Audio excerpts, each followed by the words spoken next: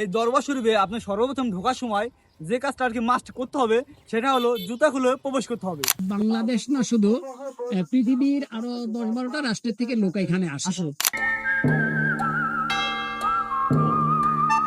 বন্ধুরা, আজারে পাবলিক টিমের কাবির ফয়সাল ভাই আমাদেরকে একটি চ্যালেঞ্জ দিয়েছে যে আটশি দরবার শরীফ নিয়ে আমাদের একটি ভিডিও বানাতে হবে। আটশি জানেন? হ্যাঁ, আটশি।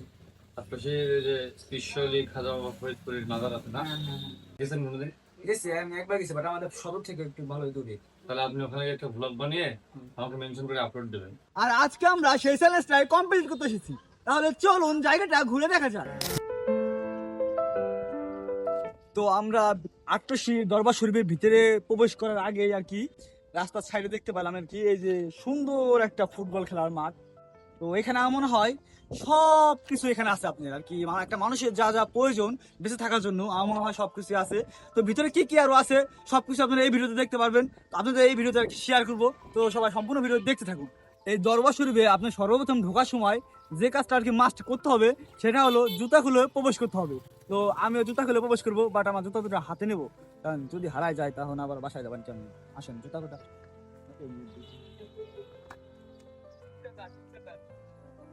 আর আমি ভিতরে ঢোকার পরে আমার চোখের সামনে এত সুন্দর একটি জায়গা পড়ে, যেটা ছিল মাজার শরীফ। আর এইখানে কিন্তু সম্পূর্ণভাবে ভিডিও করা নিষেধ ছিল, বাট আপনাদেরকে এই ভিতরের সৌন্দর্যটা দেখানোর জন্য আমি গোপনে ছোট্ট একটা সিনেমেটিক ভিডিও শুট নিই। এই দরবার শরীফে আছে বড় ও অনেক সুন্দর একটি মসজিদ, যেখানে একসঙ্গে হাজারো মানুষ নামাজ পড়তে পারে।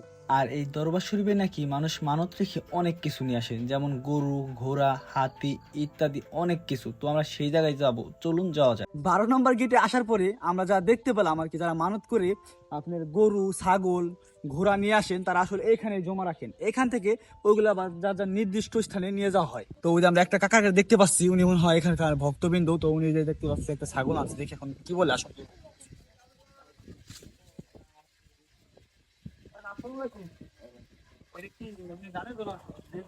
না, এটা মানতু এখানে কি দেওয়া হয় এগুলো নাকি? হ্যাঁ, এখানে দেওয়া হবে। তো উনি হলো এটা আর কি মানতি রাখছিলেন এখানে, তো সেটা আর কি দিতে আসছে। আরো দেখবো মানুষ কি কি দিতে আসছে এখানে আর কি, অনেক কিছু মনে হয় দিতে আসে। প্রতিদিন মনে হয় হাজার হাজার কোটি কোটি টাকার মনে হয় জিনিস আসে মনে হয় এখানে। হ্যাঁ, কোটি টাকার না হলেও মনে হয় লক্ষ টাকার জিনিস আসে এখানে। আসলে আর ঘুরে দেখি কি কি আছে।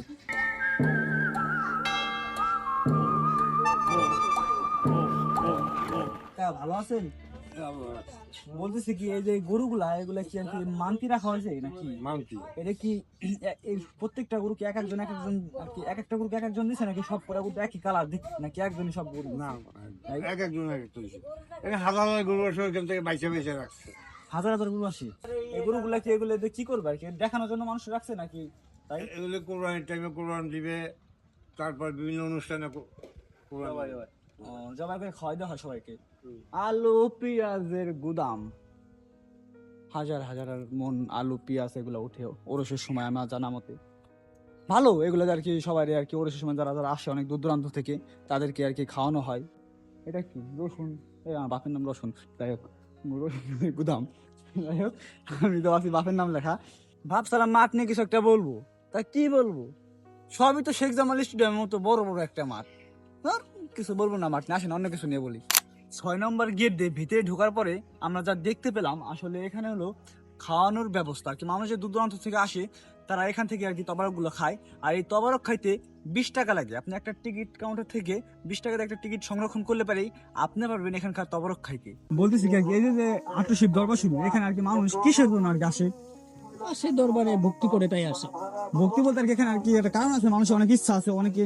মানে এখানে আসে এটা সবাই মনে করে যে এটা আল্লাহ রসুলের দরবার, হ্যাঁ, এটা ওলি আল্লাহর দরবার। এখানে আসলে যার যে মনের আশা বা কামনা বাসনা যা কিছু আছে হয়তো আশা পূর্ণ হয়, যার জন্যই আসে।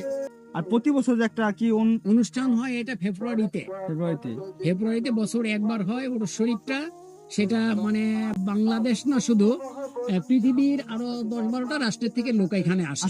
হ্যাঁ, সকল ব্যবস্থা থাকে, হেলিকপ্টার নামানো, হ্যাঁ, হ্যাঁ, সব ব্যবস্থা ওরাও আছে। আসে, ওরা মনে করে যে এটা গুরুর বাড়ি, গুরুর বাড়ি এটা মনে করে ও। আর একটা জিনিস দেখলাম যে এখানে আর কি সব ধরনের মানুষ আছে, দেখলাম হিন্দুদেরও একটা ইয়ে আছে। হিন্দুদেরও আছে, হিন্দুরাও ওরাও আছে, থাকে, ওরাও থাকে। ওরা এখানে আর কি ওরা মুসলিম কিন্তু রোজাও থাকে, কিন্তু রোজাও থাকে। ওরা যে সারাদিন না খেয়ে দেখে ইফতারের সময় ইফতার করে রোজার মাসে, তাহলে ওদের ভক্তিটা কত বড়। না আমি ভাবলাম যে মুসলিম, এখানে তো আমি জানতাম যে সব মুসলিমরা থাকে। না, মুসলিমরা না, এরা বিধর্মীরাও আসে, বিধর্মীরা আসে। ওরাও এসে কিন্তু ভক্তি করে, এই রোজায় গিয়ে ভক্তি করে, কিন্তু কেউ সেজদা দেন। সেটা তো না। ওখানে লেখা আছে যে সেজদা দেওয়া হারাম, হ্যাঁ, রোজায় কেউ সেজদা দিবেন না, এটা কিন্তু লেখা আছে, ঠিক আছে। স্পষ্ট ভাষায় লিখে দিছে।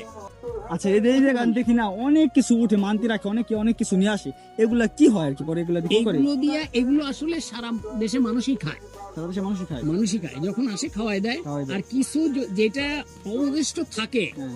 এটা কিন্তু আবার বিক্রি করে দেয়, কারণ এটা পচে যাবে। পচে যাবে, যেমন অবশ্যই। এতগুলো গরু, হাজার হাজার গরু আসে, এই গরুগুলো তো সব খাওয়া শেষ সম্ভব হয় না, তাই না? পরে অবশিষ্ট, আর পালাও সম্ভব হয় না, হ্যাঁ, পরে অবশিষ্ট গুলো বিক্রি করে দেয়। সব বিক্রি করে দেয়। আপনারা যদি চান এই দরবার শরীফে আমরা একটু উড়ে উড়ে আসবো, এই যানজটের মধ্যে আসবো না, তো আপনাদের সেই ব্যবস্থাও আছে।